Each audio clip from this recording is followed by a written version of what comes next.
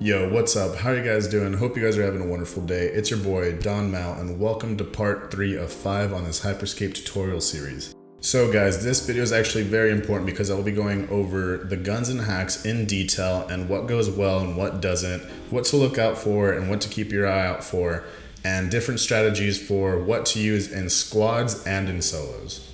Also, quick reminder that I do stream on Twitch every Tuesday, Wednesday, Thursday at 7 p.m. Central and Sundays at noon Central. So make sure to tune in, come check out the stream, and also follow all my socials. Links will be in the description. And once again, shout out to my boy Diamond Cut for allowing me to use his tune for this track. I will be linking his SoundCloud in the description. Check out his SoundCloud for some super dank tunes. So yeah guys, without further ado, let's dive right into it.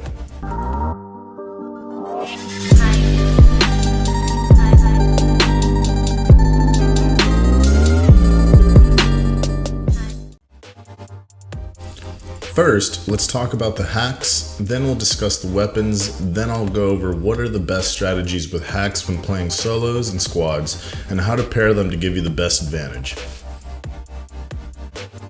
So as I stated before, there are 10 hacks which I personally categorize as utility and mobility hacks, which you can either use offensively, defensively, but some of these hacks are hybrids, and which I'll go into detail as we progress.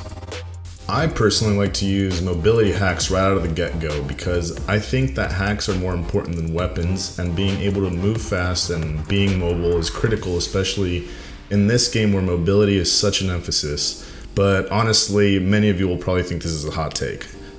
But before we go into detail, I wanted to cover each hack in the game, what category they fall under, and how you're able to use them.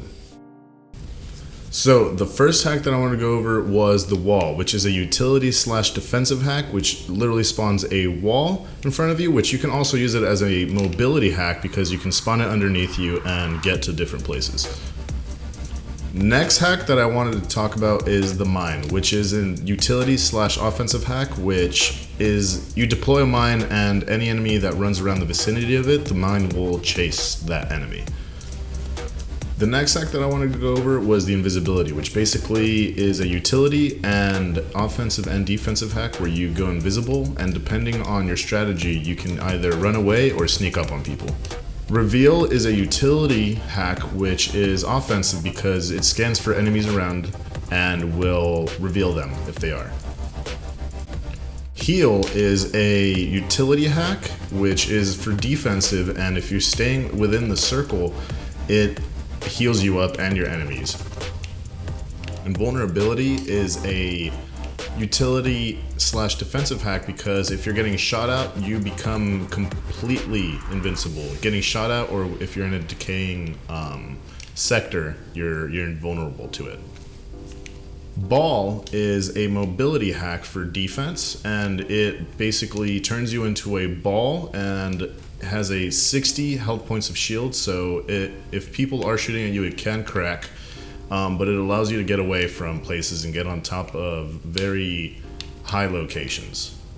Teleport is a mobility hack in which you can use offensive and defensively, which you can be running away or cover a lot of ground or just chasing people.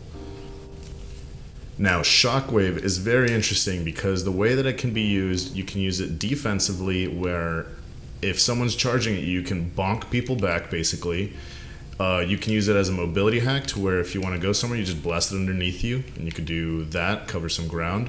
Or if you also want to attack someone, it does damage to where you can just spawn it on them and bonk them away.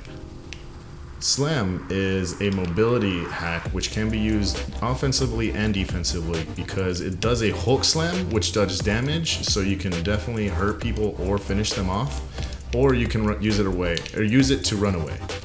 I'll be going over what to prioritize and avoid when I discuss strategies after I go over the weapons. Now, moving over to weapons, I first want to emphasize that although Hyper Scape does have a lot of things going well for it right now, the guns are very much broken, the gun balancing. So out of the 11 weapons, I will be going over each one of them And after I go over each one of them, I will emphasize which are the metas and what to really be looking for. So the first set of weapons that I wanted to go over is first off the Mammoth Shotgun, a very good weapon. It's very reliable. I'm not a big shotgun guy in general, so I don't personally use it, but I know a lot of people do, and it's very good. The next one is the Riot 1 hand cannon, very strong hand cannon. You can use it from hip or from the ADS. I'll be going into detail about hip and ADS in my advanced tips video, so make sure to watch that video, which is next in the series. Next weapon is the D-Tap, which is a weapon that does auto tracking, so you don't even have to look at them in order to hit them. But it does shoot popcorn. Are you good? Mm-hmm. Ready? Go. So I wouldn't really rely on this weapon too much. But yeah, that's the first set of weapons. Now going over to the second set of weapons are, first the one is the Skybreaker, for really good gun. It does a vicinity blast, and the further that you are, the more damage that it does, as you see, and you see how big of a blast radius it does, so it's a very effective gun. Next one that I want to go over is the Salvo, which is a grenade launcher. Direct impact, it just explodes, but it does rattle around. If you're in like corners of buildings, it's very useful. Next one is the Komodo, which is kind of like the Skybreaker, which in the sense it does the same thing, where that little blast radius, but also the further away that you are, the less damage it does. Or the further away that you are, the more damage it does. As you can see, it does 29 from far, and then from close, does barely any. Third set of weapons that I want to go over is the Protocol 5 Sniper, which is, in the name, it's a sniper rifle. So if you like sniping in games, make sure to pick that one up. The next one is the Dragonfly Semi-Auto Silenced Gun Rifle. It's pretty solid. I don't personally use it as much, but I've seen people have very good results with it, and definitely shred with it. Last set of guns are the Hexfire, which is a Gatling gun, which you can see it's basically a big old Gatling gun. It's very effective right now. This is one of the guns that are actually broken.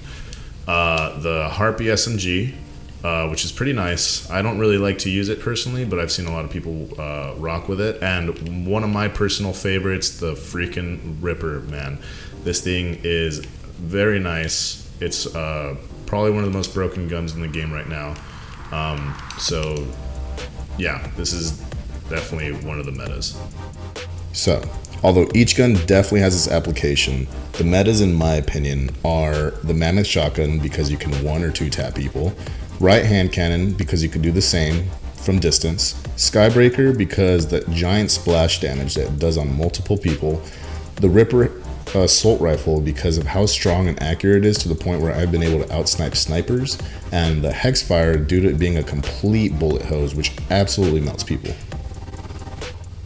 One simple common mistake that I see very often is that when people have a weapon, they think that they're good, like that's all that you can do. But when you have a weapon and you find one of the same kind on the floor, you'll be able to pick it up to increase its mag sizes for at least weapons, which you'll inevitably get into a damage buff, which gives you such a statistical advantage over people. So make sure that once you find the weapon that you like, go ahead and fuse it completely. And for hacks, you are able to also fuse them for reducing the cooldown speed, which basically you're going to be able to use it more often. And also when you pick up a hack and your cooldown is still going, it refreshes your cooldown speed. So also be on the lookout for that.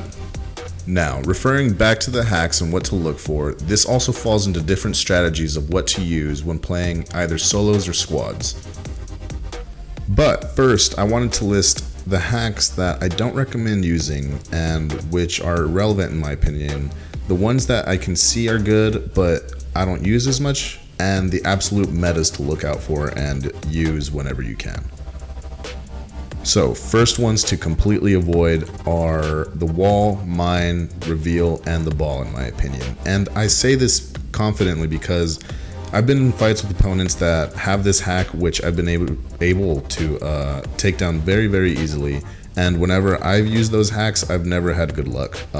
So avoid those if you can. The ones I see are still useful, but I don't use as much, are the heal, invulnerability, teleport, and shockwave. And I only use them in certain occasions because they're very versatile and useful. But I don't really use them because I think there are better hacks out there. The hacks that I personally use and prioritize and use all the time are slam and invisibility. Because slam is really good with chasing people or running away, and you're also able to slam on people to take them out. And with invisibility, you're able to go invisible, run away if you're in trouble, or if you want to cause havoc and sneak up on someone, you can go invisible and do that. So you're able to be offensive and defensive tactically. But I'll be going over very important details about all of this in my advanced tips video in the series, so be sure to check that out, and make sure to check out the rest of the series if you haven't already. All the links that you will need will be in the description below. That you've gotten now a basic idea of what hacks and the weapons are in this game, I also wanted to talk about the different strategies to use to get the most wins in both squads and solos, since the strategies for both games are not the same. For squads, I highly recommend to communicate to see who is going to be the crown runner and who is going to be defending and fighting people off while the person is running. If you're not going to be the crown runner, I highly suggest running your best hacks and what you're comfortable with, because you're just trying to defend the runner and cause as much havoc and damage as possible.